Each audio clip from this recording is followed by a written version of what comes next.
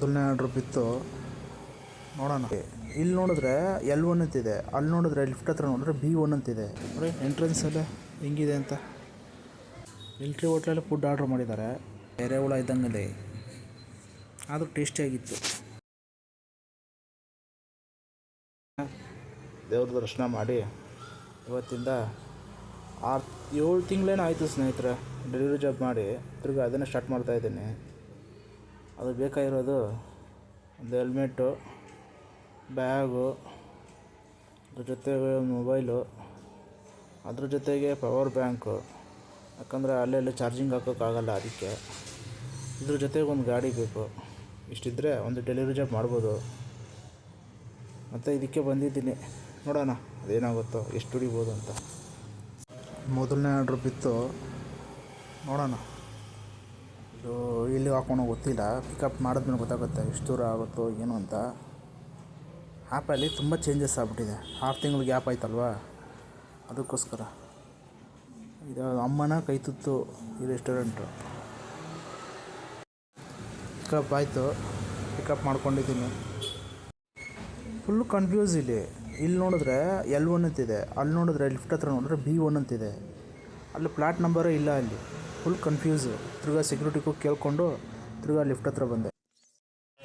ಆಮೇಲೆ ಕಸ್ಟಮರೇ ಫೋನ್ ಮಾಡಿ ಅದು ರಾಂಗ್ ಆಗಿದೆ ಪ್ಲಾಟ್ ನಂಬರು ಅಂತ ಹೇಳಿದ್ರು. ಆಮೇಲೆ ಸೆಕ್ಯೂರಿಟಿಗೆ ಹೇಳಿದ್ದಕ್ಕೆ ಅವನು B1ಗೆ ಹೋಗಿ ಅಂತ ಹೇಳ್ದ. ಇನ್ನೊಂದು ಆರ್ಡ್ರ್ ಬಿತ್ತು. ಇಲ್ಲಿ ನೋಡ್ರೆ ಇಲ್ಲಿ ಡೆಲ್ಲಿ ಚಾಟ್ಸ್ ಅಂತಿದೆ, ಬಟ್ ಕೆಳಗಡೆ 2 ಅಂಗಡಿನೂ ಕ್ಲೋಸ್ ಆಗಿದೆ. ನನಗೆ ಫುಲ್ ಕನ್ಫ್ಯೂಸ್ ಆಗೋಯ್ತು ಎಲ್ಲಿ ಅಂತ. ಆಮೇಲೆ ಗೊತ್ತಾಯಿತು ಅದು ಪಕ್ಕದಲ್ಲಿದೆ ಮನೆ ಥರ ಅಂತ. ಪಿಕಪ್ ಮಾಡ್ಕೊಂಡು ಡೆಲಿವರಿ ಮಾಡಿದೆ. ಈ ಅಪಾರ್ಟ್ಮೆಂಟ್ಗಳು ಟೈಲ್ಸ್ಗಳು ಎಲ್ಲಿಂದ ಸಿಗ್ತಾವೋ, ವೆರೈಟಿ ಟೈಲ್ಸ್ಗಳು ಹಾಕ್ತಾರೆ, ಚೆನ್ನಾಗಿರುತ್ತೆ. ಅದು ಲಿಫ್ಟಲ್ಲೂ ಸಖತ್ತಾಗಿರುತ್ತೆ. ಇತ್ತೀಚೆಗೆ ಕೆಲವೊಂದು ದೊಡ್ಡ ದೊಡ್ಡ ಅಪಾರ್ಟ್ಮೆಂಟ್ಗಳಲ್ಲಿ ಕಾಸ್ಟ್ಲಿ ಮಾರ್ಬಲ್ಸ್ ಹಾಕ್ತಾಯಿದ್ದಾರೆ. ಅದು ನೋಡೋಕ್ಕೆ ತುಂಬ ಅಟ್ರಾಕ್ಟಿವ್ ಆಗಿರುತ್ತೆ. ನೋಡಿ ಎಂಟ್ರೆನ್ಸಲ್ಲೇ ಹೆಂಗಿದೆ ಅಂತ. ಇದು ಓಪನ್ ಆಗಿ ತುಂಬ ದಿವಸ ಆಗಿಲ್ಲ, ರೀಸೆಂಟಾಗಿ ಓಪನ್ ಆಗಿರ್ಬೇಕು ಅನಿಸುತ್ತೆ. ಎಲ್ಲ ಹೊಸದಾಗಿ ಕಾಣಿಸ್ತಾ ಇದೆ. ಇಲ್ಲಿಂದ ಇವಾಗ ಮೇನ್ ಎಂಟ್ರೆನ್ಸ್ಗೆ ಒಂದು 500 ಮೀಟ್ರು, ಅಂದರೆ ಅರ್ಧ ಕಿಲೋಮೀಟ್ರ್ ದೂರ ಹೋಗಬೇಕು. ಅಪ್ಪಾಗಿರುತ್ತೆ.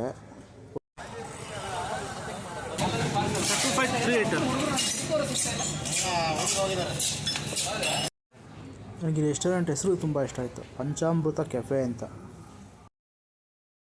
ನನಗೆ ಬಂದಿರೋ ಆರ್ಡ್ರಲ್ಲಿ ಈ ರೆಸ್ಟೋರೆಂಟ್ ಆರ್ಡ್ರೆ ತುಂಬ ಹತ್ರದಲ್ಲಿದ್ದಿದೆ. ಅಂದರೆ ವಾಕೇಬಲ್ ಡಿಸ್ಟೆನ್ಸು, ಬರೀ 300 ಮೀಟ್ರು. ಪಿಕಪ್ ಮಾಡಿದೆ, ನಡ್ಕೊಂಡು ಹೋಗಿ ಡೆಲಿವರಿ ಮಾಡಿದೆ. ಸದ್ಯ ಪೆಟ್ರೋಲ್ ಉಳಿತಲ್ಲಪ್ಪ ಅಂತ ಖುಷಿ ಆದೆ. ಇಲ್ಲೇ ಪಕ್ಕದಲ್ಲೇ ಮಿಟ್ಟಿ ಇತ್ತು, ಇಲ್ಲಿಂದ ಆಗ್ತಾ ಅಂದ್ಕೊಂಡೆ ಆವಾಗಲೇ ಏನಕ್ಕೆ 300 ಮೀಟ್ರ್ ಕೊಟ್ಟ ಅಂತ. ಅರ್ಥ ಆಗಿಲ್ಲ, ಇವಾಗ ಅರ್ಥ ಆಯಿತು. ಯಾಕಂದರೆ 8 ಕಿಲೋಮೀಟ್ರ್ ಆರ್ಡ್ರ್ ಕೊಟ್ಟವನೇ. ಇದನ್ನು ಪಿಕಪ್ ಮಾಡ್ಕೊಂಡು ಹೋಗಿ ಕೊಟ್ಬಿಟ್ಟು ಬರೋ ಅಷ್ಟೊತ್ತಿಗೆ 1 ಅವರ್ ಆಗುತ್ತೆ.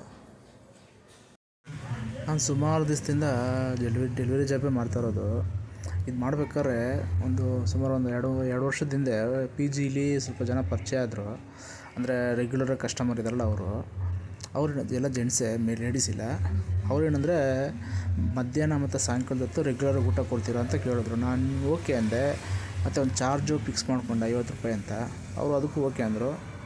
ಒಂದು ದಿವಸಕ್ಕೆ ₹1000 ಹೆಂಗೆ ಆಗ್ತಾಯಿತ್ತು. ಮಧ್ಯಾಹ್ನ ಮತ್ತು ಸಾಯಂಕಾಲ 1-2 ಅವರ್ಸ್ ಅಷ್ಟೇ ವರ್ಕ್ ಇದ್ದಿತ್ತು. ಹೆಂಗೋ ಬಿಸ್ನೆಸ್ ಥರ ಆಯಿತು. ಬಟ್ ಆದರೆ ಅವರು ವರ್ಕ್ ಬಂತು ಅಂದ್ಬಿಟ್ಟು ಬೇರೆ ಬೇರೆ ಕಡೆ ಶಿಫ್ಟ್ ಆಗೋದ್ರು ಸ್ವಲ್ಪ ಜನ. ಇವಾಗ ಇರೋದು ಬೇರೆ 4 ಜನ. ಅವರು ನೆಕ್ಸ್ಟ್ ಮಂತಿಂದ ಶಿಫ್ಟ್ ಆಗ್ತಿದ್ದಾರೆ ಅಂತ ಹೇಳ್ತಿದ್ದಾರೆ. ಸುಮಾರು ಜನ ಎಲೆಕ್ಟ್ರಾನಿಕ್ ಸಿಟಿಗೆ ಹೋಗಿದ್ದಾರೆ, ಸುಮಾರು ಜನ HSR ಇಟ್ಕೊಂಡೋಗಿದ್ದಾರೆ. ನನಗೆ ಅಪ್ ಆ್ಯಂಡ್ ಡೌನ್ ಮಾಡೋಕ್ಕಾಗಲ್ಲ. ಅದಕ್ಕೆ ಇನ್ನೇನು ಮಾಡೋದು ಅಂದ್ಬಿಟ್ಟು ಬ್ಯಾಕ್ ಟು ಡೆಲಿವರಿ ಜಾಬ್ ಬಂದಿದ್ದೀನಿ. ಅದೊಂಥರ ಚೆನ್ನಾಗಿತ್ತು ಕಣ್ರೆ, ಒಳ್ಳೆ ಬಿಸ್ನೆಸ್ ಥರ ಆಯ್ತದು. ನಾನೇ ಬಾಸು, ನಾನೇ ಡೆಲಿವರಿ ಬಾಯ್ ಅಂತ. ಅಂದರೆ ನನ್ನ ದುಡ್ಡು ಕೊಟ್ಟು ತಂದು ತಿರುಗಿ ವಾಪಸ್ ತಗೋತಾಯಿದ್ದೆ ದುಡ್ಡನ್ನ. ನನಗೇನು ಖುಷಿಯಾಗುತ್ತಂದರೆ ಈ ಲಿಫ್ಟಲ್ಲಿ ಹೋಗೋದಾಗಲಿ, ಲಿಫ್ಟಿಂದ ಈಚೆ ಬಂದರೆ ಆ ಮಾರ್ಬಲ್ಸ್ ಇದೆ ಅಂದರೆ ಅದು ತುಂಬ ನನಗೆ ಇಷ್ಟ ಆಗುತ್ತೆ. ಟೈಲ್ಸು ಒಂದೊಂದು ಕಡೆ ಟೈಲ್ಸ್ ಹಾಕಿರ್ತಾರೆ, ಎಷ್ಟು ಸೂಪರಾಗಿರುತ್ತೆ ಗೊತ್ತಾ. ನೋಡಿ ಎಷ್ಟು ಬ್ರೈಟಾಗಿದೆ ಇಲ್ಲಿ. ಖುಷಿಯಾಗುತ್ತೆ ಈ ಥರ ಬಂದ ತಕ್ಷಣ ಈ ಥರ ಟೈಲ್ಸ್ ನೋಡಿದ್ರೆ ತುಂಬ ಖುಷಿಯಾಗುತ್ತೆ ಮಾತ್ರ. ಮಿಲ್ಟ್ರಿ ಹೋಟ್ಲಲ್ಲಿ ಫುಡ್ ಆರ್ಡ್ರ್ ಮಾಡಿದ್ದಾರೆ. ನಮ್ಮ ತಾಯಿ ಫೋನ್ ಮಾಡಿ ನೂಡಲ್ಸ್ ತಗೊಬಂದರು. ಇಲ್ಲೇ ಮುಂದೆ ಇತ್ತು ಸೂಪರಾಗಿರೋ ಹೋಟ್ಲು, ಅಲ್ಲೇ ಹೋಗಿ ನೂಡಲ್ಸ್ ಒಂದು ಆರ್ಡ್ರ್ ಮಾಡಿ ನೂಡಲ್ಸ್ ಒಂದು ತೊಗೊಂಡು ಮನೆಗೆ ತಂದು ಕೊಟ್ಟೆ. ನಮ್ಮ ತಾಯಿ ಖುಷಿಯಾಗಿ ತಿಂದರು.